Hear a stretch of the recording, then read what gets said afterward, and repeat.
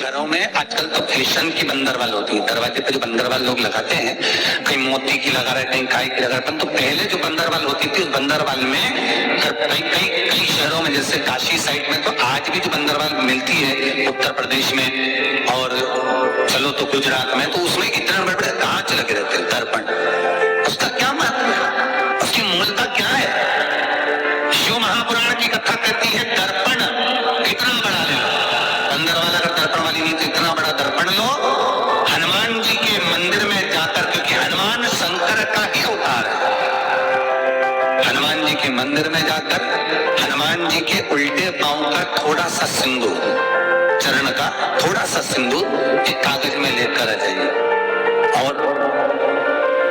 हनुमान जी के छोटे भाई, हनुमान जी 6 भाई हैं, उसमें गतिमान, हनुमान जी के छोटे भाई गतिमान का नाम लो, और गतिमान का नाम लेकर उस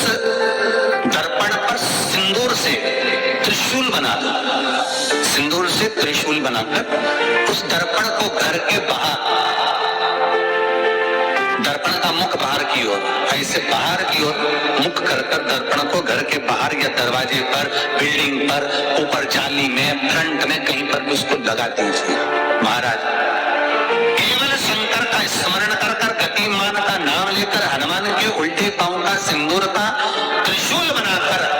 जो दर्पण को लगा देता है, आपको 1 महीने के अंदर अंदर मालूम पड़ जाएगा कि पिछले जो महीने निकले हैं, उस महीने का अंदाजा लगाना कि घर में लोग कितने बीमार पड़ते थे, और इस दर्पण को लगाने के बाद बीमारी कम हुई कि नहीं हो कम तो ठंडा कर देना, क्या जा रहा है, पर करके जरूर देखना, विश्वास रखकर करोगे, भगवान शिव का अनुमोदन कर कर, भगवान शंकर पर विश्वास रखकर करोगे तो बीमारी घेर नहीं सके। अकाल मृत्यु हो मरे जो काम करे चंडाल का, काल उसका क्या बिगाड़े जो भक्त हो महाकाल का। शंकर की आराधना करने वाला, शिव का स्मरण करने वाला, शिव का निवेदन करने वाला, शिव अर्चना में डूबने वाला, शिव का अनुमोदन करने वाला कभी दुखी नहीं हो सकता। उनका आज तक हनुमान चालीसा पढ़ना नहीं है, आज तक कोई चालीसा, चाहे गायत्री चालीसा हो, लक्ष्मी चालीसा हो, शिव चालीसा हो, पढ़ना ही नहीं आती, बस बैठ गए भगवान के सामने और पढ़ लिया आसन लगा के। नहीं, चालीसा पढ़ने का भी एक नियम है। अगर कोई लक्ष्य लेकर पढ़ रहे हो तो उसका एक नियम है, पूरी जिंदगी पढ़ते रहोगे तो भगवान की प्राप्ति नहीं है, पर लक्ष्य लेकर अगर पढ़ा है आसन से, जिस भगवान की चालीसा पढ़ रहे हो उसकी मूर्ति या उसका फोटो आपके सामने होना चाहिए। एक घी का दिया, अगर हनुमान चालीसा पढ़ रहे हो तो या तो घी का दिया जलाओ, वो भी गाय घी का, भैंस के घी का मत जलाना, हनुमान जी कभी प्रकट नहीं होंगे भैंस के घी से। घी का दिया लगाइए अगर चालीसा का पाठ कर रहे हो हनुमान जी का। और बहुत ज्यादा संकट है, बहुत ज्यादा परेशानी है, तो हनुमान चालीसा का पाठ करो तो तिल्ली के तेल का दिया, काली तिल के तेल का दिया, तिल का तेल का दिया, हनुमान जी के सामने आसन बिछाकर, बहुत तकलीफ है, 3 पाठ प्रतिदिन करो। और एक आसन से जितने समय 9 बजे अगर आप बैठे हो पाठ करने तो 9 बजे ही बैठना है। 11 दिन तक प्रतिदिन 3 पाठ रोज करो। एक पानी का लोटा, कलश, तांबे का जल, अर्थात तांबे का लोटा हो, स्टील का लोटा हो, तुम्हारे पास जो कलश हो उसमें जल भरकर, एक सिक्का उसमें पटक कर, एक लौंग पटक कर, प्लेट से ढक कर रख दो और प्रतिदिन बस टाइम पर बैठकर पाठ करो। 11 दिन पूर्ण होंगे, इस कामना से आपने पाठ करा है, बस वो सिक्का, वो लौंग कलश में से निकाल लो, जल का आचमन करो और जिस काम के लिए करा है वो जल उस प्रयोग में ले लो। उस प्रयोग, किसी से बात करने जाना है तो वो जल ही कर जाएगा, कोई से हाथ मिलाना है तो वो सिक्का, वो लौंग अपने हाथ में, अपने साथ रखो।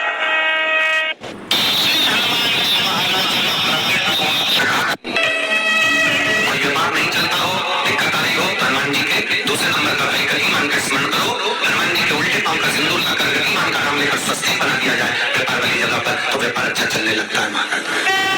कोई व्यक्ति पैसा खा लिया, नहीं देना, बहुत परेशान हो गए, मांग कर दे गए, नहीं देना, हाथ जोड़ लिए, पांव जोड़ लिए, सब कुछ कर लिया, नहीं देना, तो हनुमान जी के तीसरे नंबर का भाई गतिमान, गतिमान का नाम लीजिए, पीपल के पत्ते पर लाल सिंदूर से जो व्यक्ति पैसा लेकर गया उसका नाम लेकर बैठे हुए पानी में गतिमान का नाम लेकर छोड़ दीजिए। कि उसको हाथ जोड़कर वो खुद फोन लगाकर बोलता है तेरा मैं पैसा लौटा दूंगा। रतिमान का स्मरण किया जाता है। रतिमान ध्यान दीजिएगा, पंचमुखी हनुमान का एक स्मरण, पंचमुखी हनुमान का एक भाव महाराज, जैसे बहुत ज्यादा तकलीफ अगर व्यक्ति को हो गई है, बहुत कष्टमय जीवन चल रहा है, हार गए हर जगह से और तकलीफमय जीवन चल रहा है, तो पंचमुखी हनुमान का एक शिव महापुराण का और स्कंद पुराण का एक बड़ा सुंदर मंत्र है। उस मंत्र को आप सब एक बार हमारे साथ में बोलें। ओम नमो हनुमते रुद्र अवताराय सर्व शत्रु संहारणाय सर्व रोग हराय सर्व वशीकरणाय रामदूताय स्वाहा। बस इस मंत्र को हाथ में काली तिल लेकर, एक जौ लेकर और गूगल लेकर, थोड़ा सा उसमें गाय का घी डालकर, कंडे को या अग्नि को जलाकर इस मंत्र का 11 बार 21 बार जाप कर अपनी कामना कर छोड़ दीजिए। कैसा भी रोग हो, बीमारी हो, कष्ट हो, दुख हो, तकलीफ हो, 21 दिन के अंदर वो आनंद आना प्रारंभ कर देता है। इस मंत्र, स्कंद पुराण का, शिव महापुराण का ये मंत्र मूल बच्चा पंचमुखी हनुमान सुख दे। और एक और चीज याद रखिए हमारा, यदि कोई काम जा रहे हो, कोई व्यापार के लिए जा रहे हो या नौकरी करने के लिए जा रहे हो और लगी नहीं रही, बहुत तकलीफ पा रहे हो, सर्विस ही नहीं लग रही, बहुत कष्टमय हो गया, तो निवेदन करूंगा 5 पीपल के पत्ते पर बेसन के 5 लड्डू घर में बने हुए, गाय के घी के 5 लड्डू रख लो, उस लड्डू के बीचों बीच एक आटे का दिया और उसमें तिल्ली का तेल डालकर इसी मंत्र का प्रयोग कर पंचमुखी हनुमान का किसी भी हनुमान के मंदिर में जाकर, दक्षिण मुखी हनुमान के मंदिर में जाकर उसको रख कर आ जाइए। इसके बाद आप उस काम के लिए जाइए, आपका काम सफल हो जाएगा। आपको किसी को नहीं कहना पड़ेगा, कि हाथ जोड़ना नहीं पड़ेगा, किसी के पाँव नहीं पड़ना पड़ेगा, तुरंत काम। बस इस मंत्र का स्मरण कर पंचमुखी हनुमान का भूतेश्वर जो मंत्र है वो सुख देने वाला